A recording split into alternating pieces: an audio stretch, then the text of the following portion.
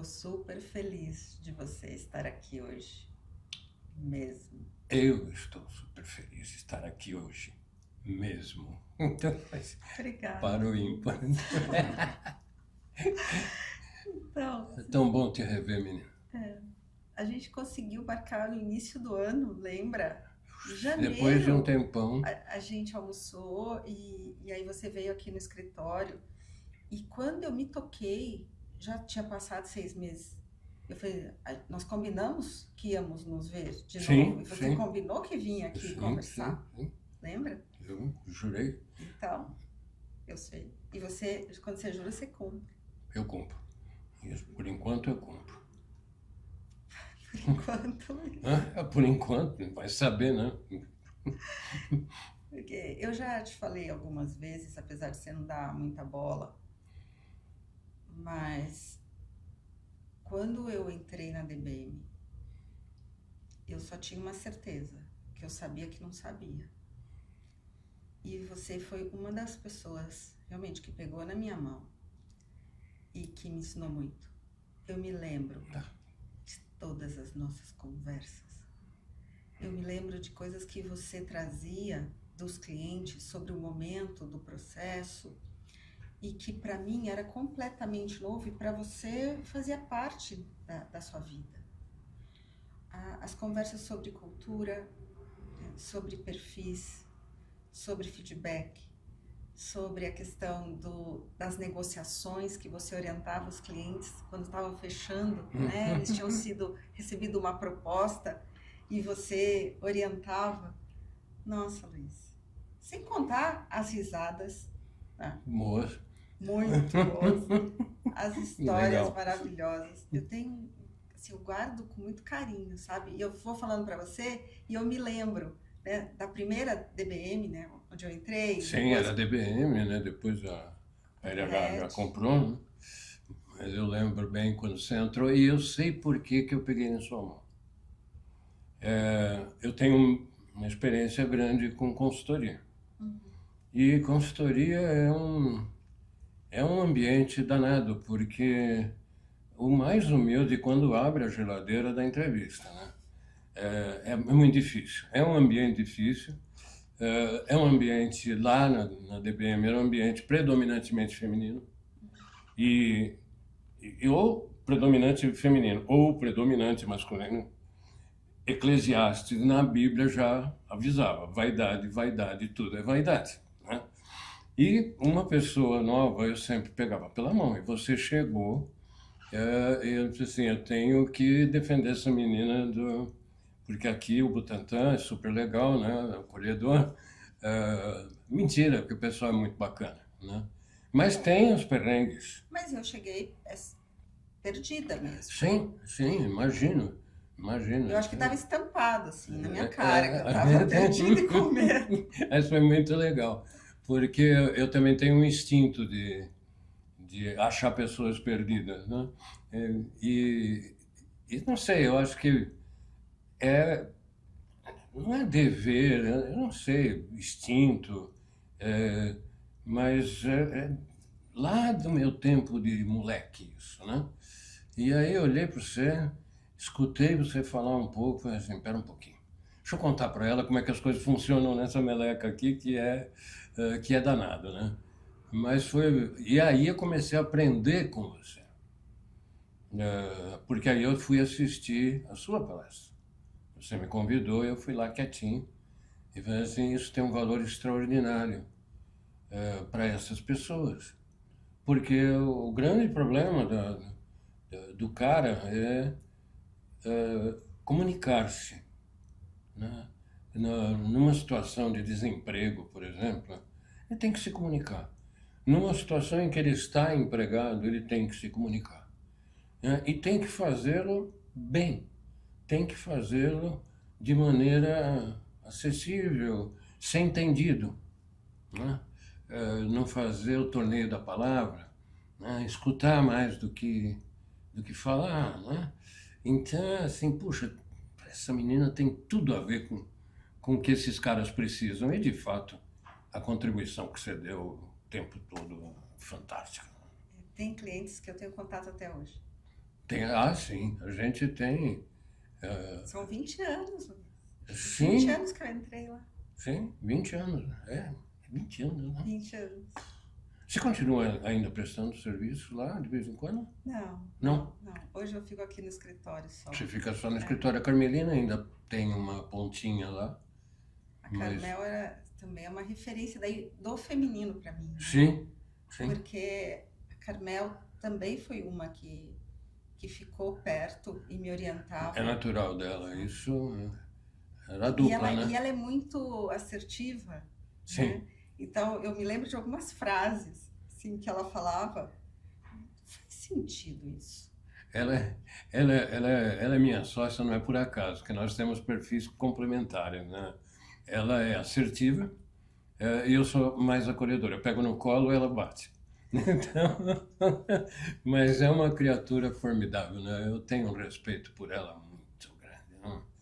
É um monstro nessa história, né? Tem sei quantos anos já nessa batalha e ela faz aquilo com o coração. Aliás, se não fizer com o coração, vai fazer outra coisa, né? Não tem o que fazer. Não tem muita graça. Não dá. Mas era um grupo muito bom. E uma época muito boa por causa do Marcelo. Eu tenho muito respeito, embora tenha muitas diferenças com o Marcelo, mas eu tenho muito respeito porque ele era um cara que ele declarou uma vez, eu acho que você estava na reunião, que ele falou assim, gente, inovem. Eu prefiro pisar no breque do que no acelerador. Não repita as coisas. E liberdade para inventar. Tanto que eu virei aquilo de cabeça para baixo. Não, ele teve cliente que ele virou para mim e falou assim, é teu, não vou entrar não, pode ir. Marcelo, pode ir. Vai. Mas vai. Divirta-se. Tinha uma piada até que o Marcelo era quem empurrava as pessoas, né? Sim. Tinha uma piada específica, eu não sou boa com piada, mas que ele empurrava as pessoas. E você sabe que eu encontrei com ele um pouquinho antes da pandemia, presencialmente, acho que foi a última vez. E foi por acaso. E aí ele falou assim pra mim, e você, tá trabalhando com comunicação? Eu falei, sim, Marcelo. Ele, no seu caso, comunicação é pretexto, né? Eu falei, perfeita essa frase, porque as pessoas acabam vindo pra mim, o que aparece em comunicação, mas quem encaminha sabe que eu cuido do que está embaixo, né? É a causa. A causa. E o Marcelo tinha essas sacadas. Tem, né? Ele é brilhante. Mas ele também tem. Nossa, eu não vejo o Marcelo também há muito tempo. E tem esse negócio do antes da pandemia, depois da pandemia, né? Que virou um marco na vida de todos. Mas ele era um cara de empurrar mesmo. Você vai lá, faz, se vira. Eu gosto do jeito que você faz. Ponto, acabou. Não tinha muita discussão. O Marcelo foi... Eu falo que ele mudou, falei para ele isso, que eu tinha sempre uma questão de distância e respeito, mas muita distância de professores, líderes. E Marcelo quebrou isso completamente. Então ele mudou sem querer algo que acabava atrapalhando a minha vida, né? Sim. Pelo estilo de liderança dele. Mas isso é uma coisa que quebrou para mim quando eu era criança. Essa é uma coisa interessante, porque eu venho de família de militares. Papai era coronel de cavalaria da Força Pública. A Força Pública não tem nada a ver com a Polícia Militar, era outra corporação, não é continuidade da outra, não, era muito diferente. E o papai, ele era um cara extraordinário. Eu sou temporão, mas temporão mesmo, porque eu nasci 17, 18 anos depois da minha irmã. Nossa. Ela já faleceu, irmã só por parte de pai. E o normal de filho de militar é aos 16 anos declarar qual será a profissão no futuro. E eu e o papai tínhamos uma forma de comunicação muito interessante. Cada vez que a gente queria falar sério, a gente brincava. Então ele estava lá, ele tinha vindo do clube hípico, com as botas ainda, no banquinho, lendo jornal. Cheguei para ele e falei, coronel, licença para lhe dirigir a palavra. Permissão concedida, meu filho. eu queria comentar com o senhor que eu não vou fazer o CFO, que é o curso de formação de oficiais lá no Canindé, né? Canindé não, lá no Diabo que eu carrego, Barro Branco. Enfim, ele jogou o jornal para cima. Viva Aurélia! Para minha mãe escutar lá na cozinha. Nasceu um inteligente na família. Assim, eu falei, mas pai, por que o senhor fala isso? Filho, na vida militar, a antiguidade é posto. Mais dia, menos dia, você pode ser chefiado por um idiota. Coitado, papai era ingênuo, não sabia que isso pode acontecer em qualquer multinacional, em qualquer lugar. Não é uma questão de antiguidade, é uma questão de sorte. Né? Depois eu descobri isso para ele, ele ficou um pouco decepcionado. Mas ele ficou muito feliz. E eu acho que essa é uma das coisas legais da história. Primeiro, apesar de... Papai era comandante da cavalaria e... Meu Deus, Cláudia, ele enfrentou tanta coisa. Assim, eu tenho escrito, eu tenho achado papéis dele escritos à mão, eu tenho escrito cenas da Revolução de 30, 32, 24, assim, coisas absurdas que ele viveu. Né? Voltou da Revolução de 32 ferido, perdeu a primeira esposa dias depois, perdeu o pai, meu avô, que era bombeiro, 6 meses depois. Uma vida, ele dizia que ele tinha duas fases na vida, né? Uma em que ele sofreu muito e depois que eu nasci, quando ele conheceu a paz. Né? Falei, puxa, isso me dá uma responsabilidade grande, né? Me comportar direitinho. Né? Mas a gente brincava muito e ele nunca estimulou nenhum respeito à autoridade hierárquica. Né? Tanto que uma cliente da DBM na época era me lembro, gerente de uma farmácia, ex-gerente de uma farmacêutica, né? E ela virou, eu estava dando a palestra lá sobre mercado, como é que você vai, como é que você fala, faz networking. Networking não é isso que falam no LinkedIn, é outra coisa. E ela virou e falou assim, mas, por exemplo, eu tenho um vizinho que ele é presidente, falou o nome lá de uma farmacêutica. Como é que a gente faz para falar assim com um superior hierárquico? Que superior hierárquico? É seu vizinho superior hierárquico. Ele mora no andar de cima, é isso? Ela falou, não, é que ele é presidente. Eu falei, não é, ele é seu vizinho, criatura de Deus. Amanhã ou depois ele vai estar tão desempregado quanto você. Não, para com isso, para com esse respeito indevido, né? Algo que não significa nada, né? Aí eu contei para ela, falei assim, você já foi no cemitério? Ela falou, eu de vez em quando sou obrigado aí, né? Você já viu, assim, aqui jaz o diretor de marketing? Não tem, filha, ninguém morre com o cargo. É só padre e militar. Eu sei porque os meus estão lá, né? Aqui jaz o coronel Oscar Consistré, tenente major Luiz Consistré, que eu sou reencarnação dele, segunda família, né? Mas eu fiquei atônito com essa trava, né? Como é que eu falo com um superior meu e eu estou desempregada? Papai me ensinou isso. O que praticamente orientou minha carreira. E aí, Luiz, eu nunca tinha escutado ninguém falar que a vida do pai, depois que você nasceu, a vida dele foi de paz.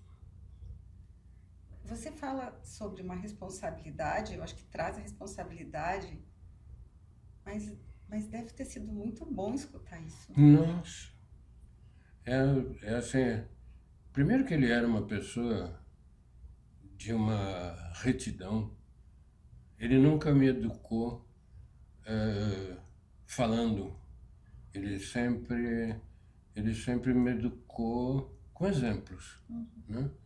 A segunda coisa é que se eu tive um grande amigo de infância, ou um herói, não era o Superman, era o meu pai. Ele era o grande super-homem. Era o cara que esgrimia isso é verdadeiro, né? Se eu for contar aqui, a gente vai 3 horas falando papai, né?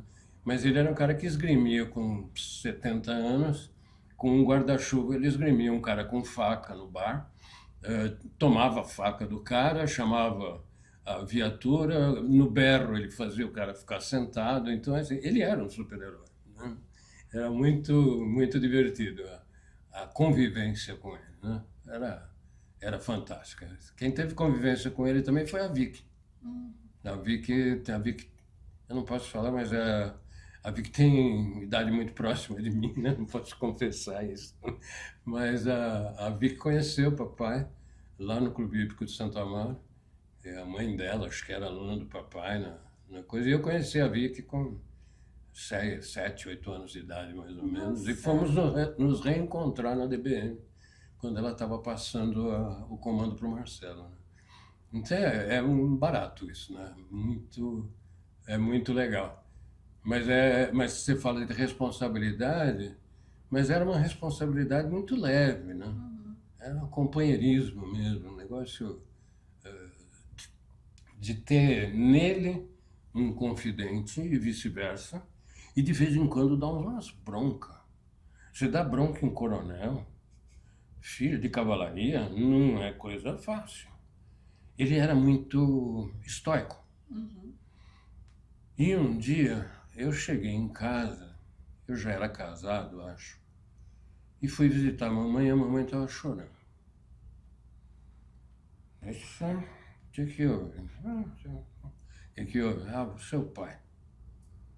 Eu disse, que ele brigou comigo porque eu comprei um bandô de cortina. Fiquei furioso. Aí ele chegou, eu disse, coronel, vamos conversar. Vai brigar com a mãe por causa de um bandô de cortina? Cara, você tá louco? Isso aí é luxo, supérfluo. Você tá brincando com isso. Não pode. A mamãe tá triste por sua causa. Não falou nada. Eu continuei lá, ele saiu. Mas saiu batendo as botas, né? Aí voltou com um ramo de flores para a mamãe. Foi assim, né? Uma cotovelada serviu. Então, então assim, mas eu de vez em quando dei umas duras, né? Levei muitas, né? Mas era um companheirão. Um companheiro. E ele me deu uma lição, Cláudia, que acho que me traz a você.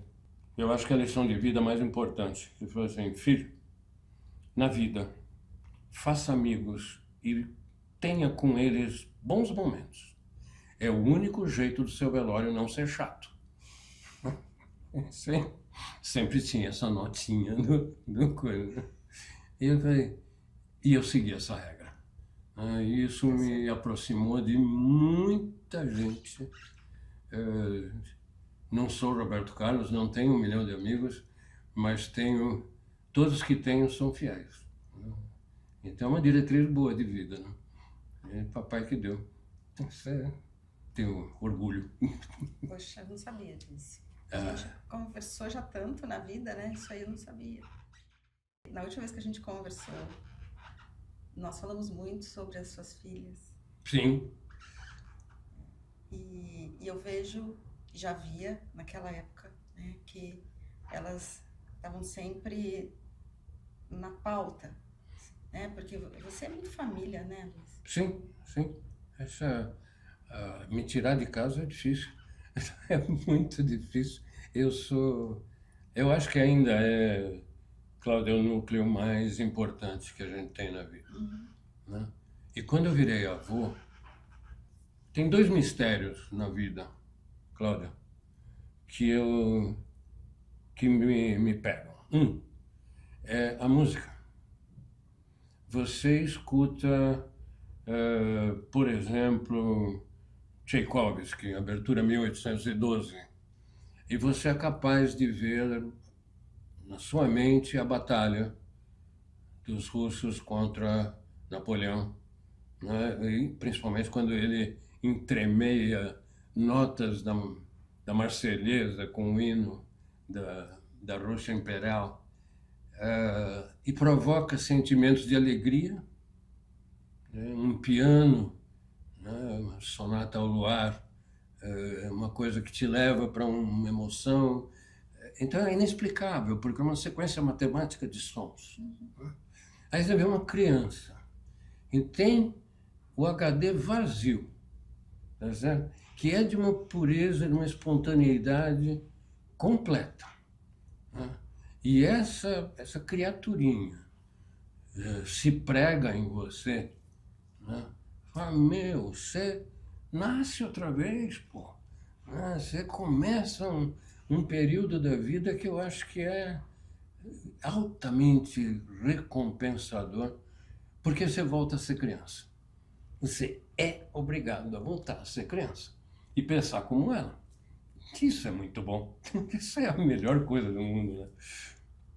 Você tem quantos netos? Eu tenho uma neta da Marta, filha do primeiro casamento, e tem o que chama-se Laura, está com 9 anos já, a gente já cresceu, já está uma moça, a figurinha fantástica. Depois tem a Aira, que é do segundo casamento, a Aira fez 6 agora também. O Alice, que está com 4, e o Dante, que está com 3 e vai fazer 4. Tem uma turminha já. A tropinha boa. A tropinha boa. E aí alterna. Um dia é a Laura que vai em casa, a gente vai na casa dela. Outro dia nós fomos levar uma... Minha esposa comprou um teclado para ela. Tessi comprou um teclado para ela, porque a gente tem a intuição que ela herdou do pai a familiaridade com a música, né? E tem uns teclados que só que é para criança, mas tem tudo. Mas não deu um minuto, ela estava lá tocando, acertou na mosca. E ficamos olhando, né? Apreciando aquilo como se aprecia um bom vinho, né? É muito divertido, é muito legal. Você tem que ser criança de novo e despir-se das coisas. Isso em carreira, Cláudio, me permite estender um pouco sobre esse assunto. Porque eu tive um episódio na DBM que foi muito engraçado. De vez em quando tinha uns clientes mais difíceis lá, mandavam para mim. Ou para mim ou para a Carmelina, você lembra disso, né?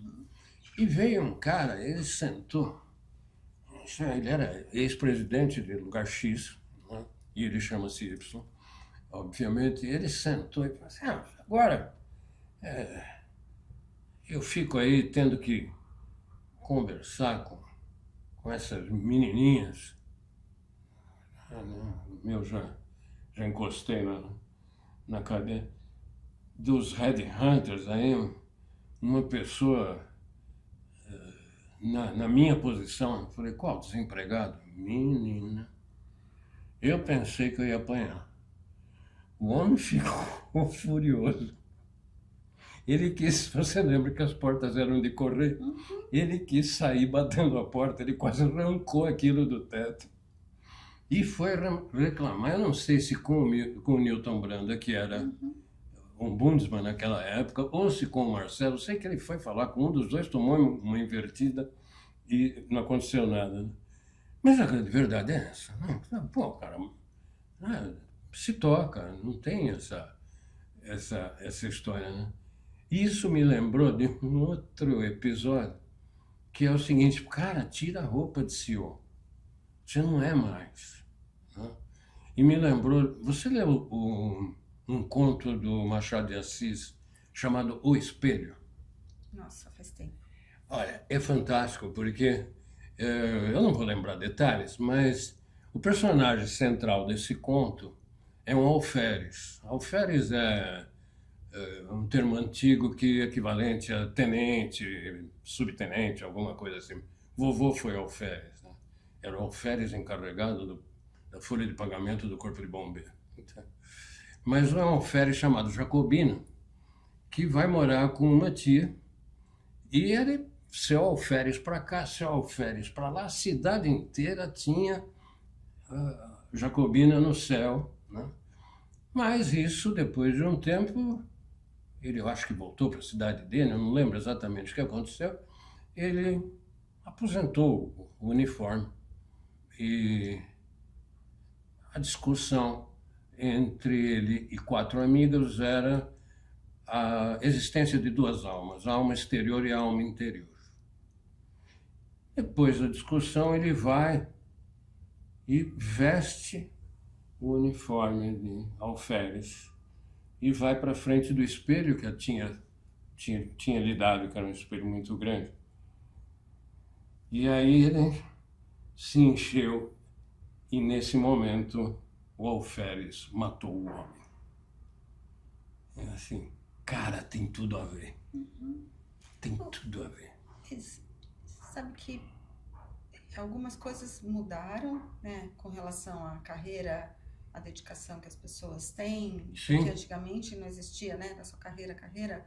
Hoje as pessoas percebem que existe vida e que antes de qualquer coisa você tem que estar saudável, né? Sim. Mentalmente para equilibrado. poder dar conta de tudo que é. Mas eu queria que você falasse um pouco sobre essa questão, sabe, de colocar a devida nota para cada coisa na vida. Esse é um negócio danado, né? Eu acho que aí eu vou ao nosso amigo Mujica, quando ele diz que quando você compra uma televisão, você não compra com dinheiro, você compra com horas de vida. Então eu sempre recomendo para as pessoas o seguinte: pega a sua renda, tá certo? Divida pelo número de horas que você trabalhou, tá certo? Pegue essas horas e olhe para a televisão que você vai comprar, o carro que você vai comprar, né? E fala assim: puxa, esse carro custou tantas horas da minha vida dedicada a... É muito importante isso, porque o trabalho, ele foi, para mim, para minha geração, colocado assim como uma coisa fundamental. E é, desde que você trabalhe naquilo que lhe faz ficar feliz. Mas é um pedaço da pizza, não é a pizza. Né? E aí a gente tem que lembrar, eu não me lembro se esta frase é da Vicky ou de outra pessoa, mas eu me lembro que era num vídeo em que a Vicky Bloch estava, em que falavam o seguinte, né, a respeito do emprego, que a gente tem um monte de bolinha que a gente fica fazendo assim o tempo todo, né? As bolinhas vão indo, tem a bolinha da saúde, né? Tem a bolinha das relações pessoais com os filhos, né? Tem a bolinha da sua saúde emocional, né? E tem a bolinha do emprego, né? A bolinha do emprego é de borracha. Ela bate, ela vai embora, ela volta, ela bate, pula, você pega de novo. As outras são de vidro. Se cair, trinca. Acabou, é definitivo. Então, assim, é um pedaço da pizza.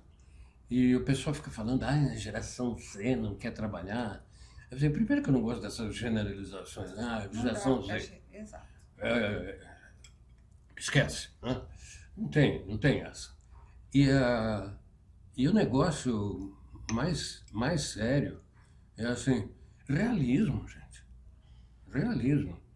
Acho que tem alguma virtude num pedaço da geração Z que não aceita mais as condições insalubres, né, de dedicação ao trabalho. Que legal ficar 12 horas no escritório, né? Sendo 4 no Facebook, mas tudo bem. Mas tem que ficar as 12 para mostrar que está empenhado, né? Essa é dar o tamanho que isso tem. Né? Então, o trabalho exerce uma função importante na vida, ele tem que... Procure aquilo que você gosta de fazer. Ponto. Né? Comece por onde eu comecei. Não vou fazer escola de oficiais. Saber o que você não quer já é o primeiro passo. Depois vai procurar as coisas que lhe dão prazer. Acho que essa é a questão. Mas nunca exagere o tamanho. Eu exagerei algumas vezes na vida. Tá? Nós, né? Nós. E, e paguei. Paguei caro essa brincadeira de ter exagerado.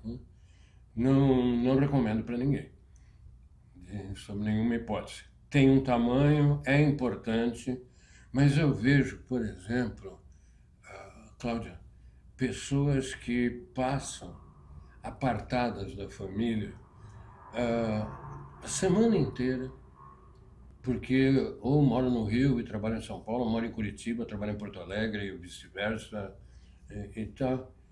E aqui alugam um flat ou esses. Não vale a pena. Não há emprego, não há recompensa financeira, que é outra armadilha. Sob a justificativa da Previdência, eu me torno um acumulador de dinheiro, preocupado com o futuro. Mas não vive o presente. Não deveria. Tem que ser preocupado, tão preocupado. E eu sempre fazia uma pergunta para os clientes que já tinham uma reserva boa, né? Assim, escuta, se você não arrumar mais emprego, tá? Se você não tiver jeito, porque você não sabe fazer outra coisa, você é diretor de empresa, né? Você está mais desempregado do que qualquer desempregado de menor qualificação. E os caras ficam olhando assim. Pega o dinheiro que você tem guardado, divide esse dinheiro pelas suas despesas mensais. Quantos anos você dura com essa grana? O cara, claro que não falava, né? Mas teve um que me respondeu, ele tinha 60, ele disse que ele poderia viver mais 40 anos. Aí eu dei de presente para ele um livro que eu recomendo a todos que leiam, Morra Sem Nada. Não falei nada, só dei o livro para ele 2 dias depois. Porque o que justifica essa acumulação? Né? Isso é meio doentio, né? Acho que o cara se vicia em ganhar dinheiro e não concebe não acumular. Eu acho que isso que eu vejo, às vezes, nos clientes, existe um hábito por alguma coisa. E pode ser ganhar dinheiro, né? Mas também pode ser outros hábitos que não necessariamente vão fazer bem. E que a gente fica pensando, porque eu sei que você também faz isso, na forma como a pessoa pensa. Porque é ali que está o risco. Qual é a motivação dela? Exato. E aí eu vejo também esses pensamentos, né? Quando a pessoa começa a me explicar o porquê das coisas. E às vezes a pessoa não consegue mesmo fazer diferente, né, Luiz? Não. Tá pregado na história de vida ou por ausência ou por falta, mas às vezes a pessoa tem uma obsessão por isso mesmo e se sente tremendamente. E tem que respeitar esse sentimento. Uhum. Tem que respeitar esse sentimento. Nosso papel é só trazer algo para pensar. Respeitar o sentimento do outro, a empatia. A grande lição de comunicação que você sempre deu. Né? Se você não é empático, que é a capacidade de enxergar o problema do outro pelo ângulo do outro. E teve uma história do padre Júlio Lancelotti recente, eu achei assim, brilhante, que tinha um travesti que ia lá no café da manhã que ele serve, né, apesar de estar proibido agora, ele serve lá para o pessoal de rua, da Cracolândia, inclusive. E esse travesti um dia estava chorando de uma forma assim inconsolável.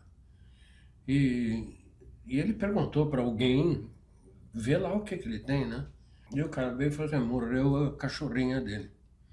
E o padre Júlio falou assim, ele perdeu a família. Isso é ser empático.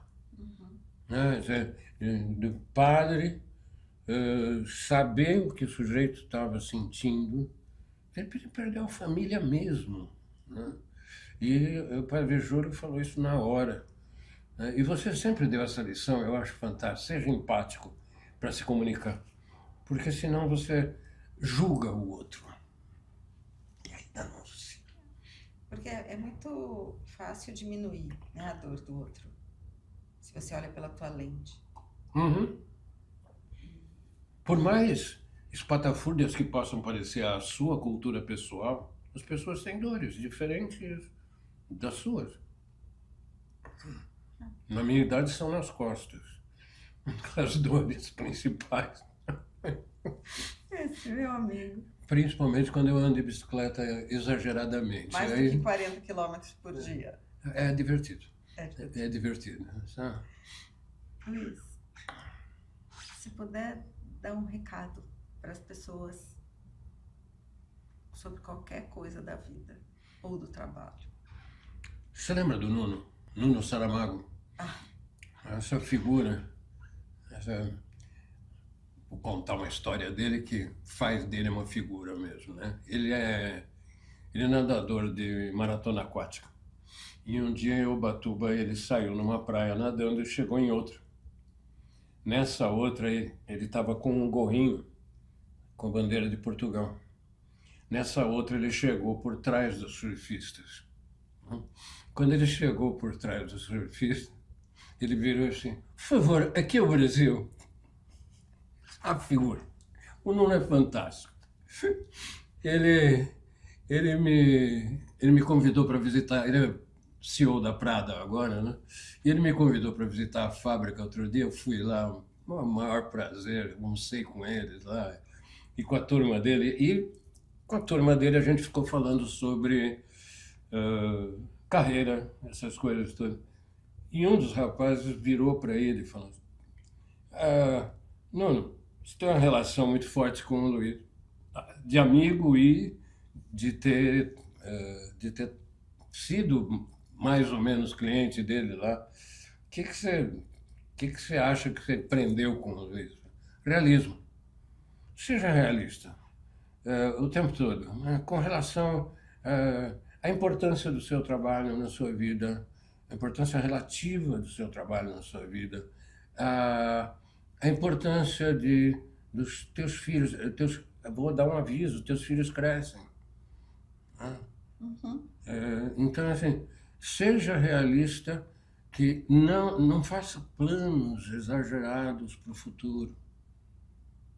Isso é muito importante. Você não esteve no meu segundo casamento, nem no primeiro. Mas no meu segundo casamento eu me lembro de uma frase que eu falei, que eu acho que eu falo para todo mundo. Eu falo assim: a felicidade não é um destino. Não é um lugar para se chegar. Isso é importantíssimo, né? A felicidade é o caminho. Então, se eu tenho que desejar para alguém alguma coisa, boa caminhada. Um momento é importante. Viva esse momento da melhor maneira possível, porque nós não sabemos, não é o dia de amanhã, é o minuto seguinte a este momento, né? Então, assim, seus filhos são importantes, sua mãe velhinha é importante, né? Seu pai velhinho é importante, seus amigos são importantes, seu trabalho é importante, mas não muito, né? Então, assim, a sua carreira é importante, mas ela acaba, né? Chega um dia que não tem mais carreira, filho, né? Então, assim, seja realista a ponto de não criar falsas expectativas a respeito da vida, como, por exemplo, vou juntar uma dinheirama e aí, lá na frente, aí eu vou poder fazer o que quiser. Será que vai ter lá na frente? Né? Essa é uma boa pergunta. Viva o momento, pô, é tão precioso, não leve tanto tempo para descobrir que isso é importante, né? O futuro é agora. Muito obrigada. Obrigada, Luiz. Eu que agradeço. Eu que tenho que agradecer, todo dia.